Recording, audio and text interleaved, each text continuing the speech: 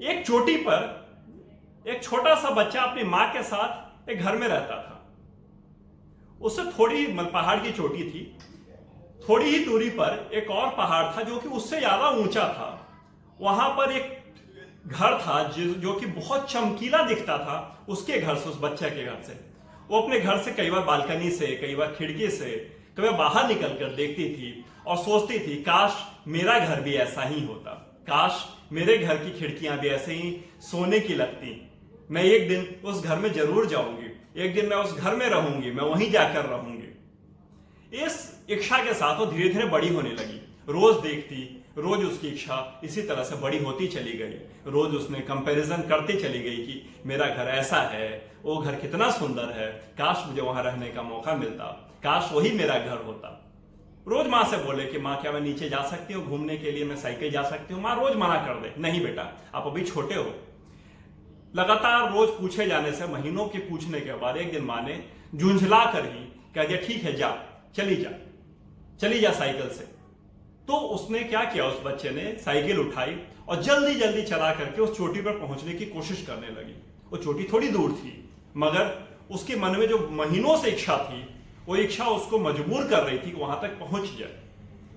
वो तेजी से चला चला कर साइकिल से उस चोटी तक पहुंच तो गई।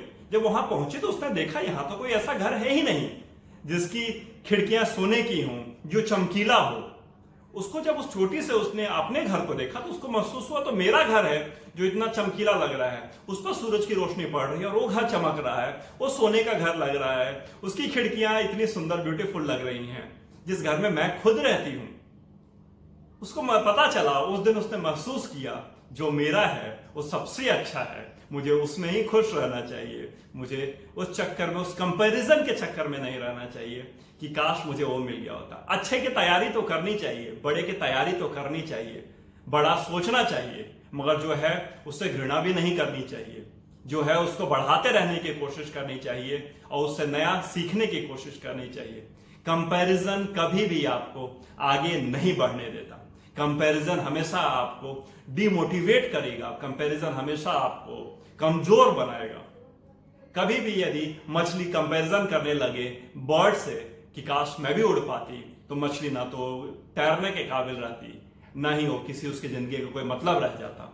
हमेशा हर आदमी की कैपेसिटी अलग होती है, हर आदमी की क्वालिटी अलग होती है। उसको आदमी की क्वालिटी के हिसाब से वो अपना काम कर रहा होता है। आप अपनी क्वालिटी, अपनी कैपेसिटी के हिसाब से अपना काम कर रहे होते हैं। आप अपने सामने अपने बेस्ट होते हैं और आगे बढ़ने की अपनी कैपेसिटी के हिसाब से आगे कोशिश करनी चाहिए।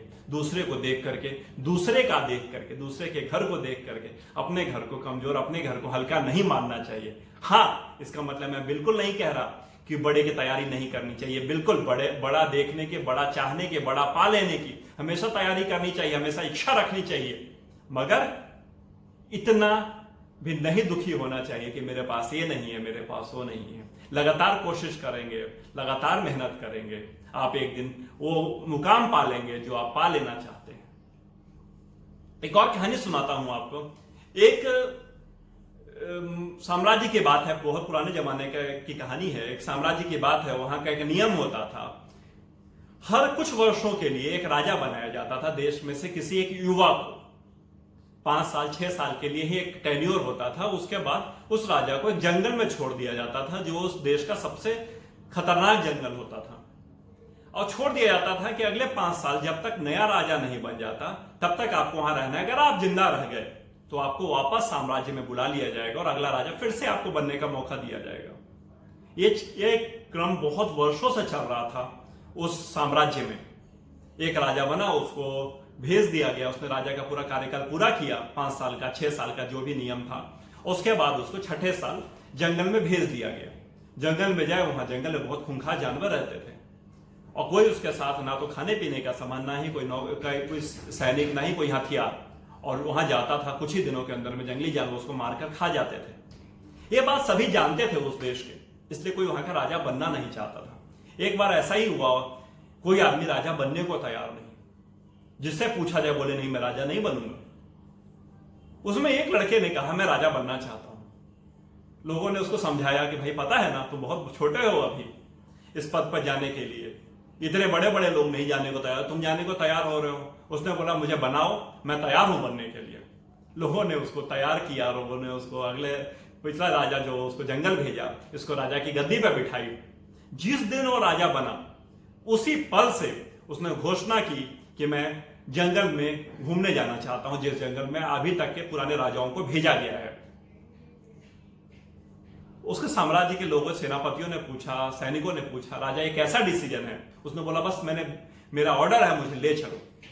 पूरे शक्ति के साथ वो जंगल में जाता है और देखता है पुराने राजाओं के को ढूंढना चाहता है, एक नहीं मिलता, सबकी हड्डियां मिलती हैं, किसी का गला हुआ शरीर मिलता है, मरे मरे हुए बॉडीज मिलती हैं। वो समझ जाता है कि अब करना क्या है।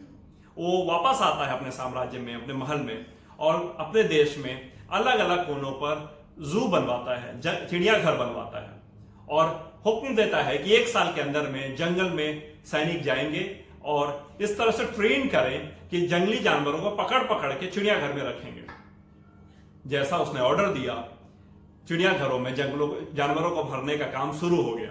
एक समय ऐसा आया 2-3 साल के अंदर में कि जंगल में एक भी जंगली जानवर नहीं बचा।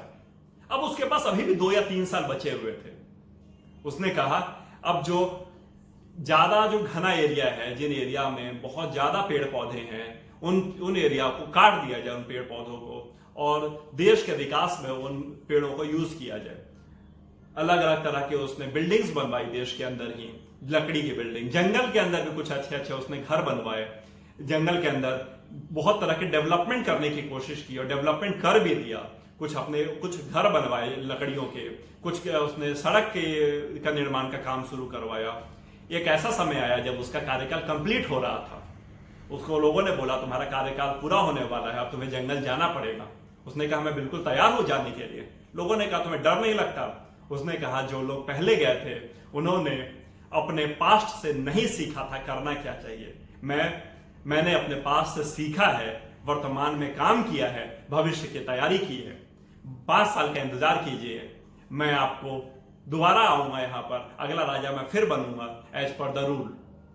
लोगों ने उसके कॉन्फिडेंस को देखा, लोग चौंक गए कि ऐसा कैसे इतने कॉन्फिडेंस से बोल रहा है। जब उसको जंगल में भेजा गया, नया राजा बना, राजा ने चेक करवाया तो देखा कि वो मजे से उस जंगल में राज कर रहा है। उसने वहां पर जो घर बनवाया था उसी घर में रहना शुरू कर दिया। रोड जो बनवाया था और उसने रोड को बढ़ाया, उस बीच में उसने खूब सारे पैसे जमा किए थे, बहुत तरह के रिसोर्स जमा किए थे। जंगल में उसने डेवलपमेंट शुरू किया वहां जाकर के, और जंगल का खुद एक राजा बन के खड़ा हो गया। एक राजा, साम्राज्य में एक राजा उस जंगल का। लोगों ने जो नेचर के लव करने वाले थे जंगल में घूमने आने लगे, जो नेचर को लव करने वाले थे अंदर रहने की परमिशन मांगने लगे उससे, उसके बदले उनसे पैसा लेता, पेड़ों को कटवा कर कई बार बिल्डिंग बनवा कर उनको रहने की जगह देता, और धीरे धीरे उसने अपने जंगल में साम्राज्य बसाया, और उसके बाद पूरे देश का राजा और उस जंगल का राजा बन करके सामने आ गया। बहुत सारे लोग हम सब में अपने अतीत से इतने डरे हुए होते हैं कि वर्तमान में उस डर को लेकर चलते हैं और भविष्य को अपना खराब कर रहे होते हैं। हमें करना ये चाहिए, अतीत के से हमें सीखना चाहिए, वर्तमान में तैयारी करनी चाहिए भविष्य के लिए कि कल को यदि मुझे मौका मिले तो मैं बड़ा कर सकूं, ऐसा कर सकूं जो आज तक किसी ने नहीं किया है।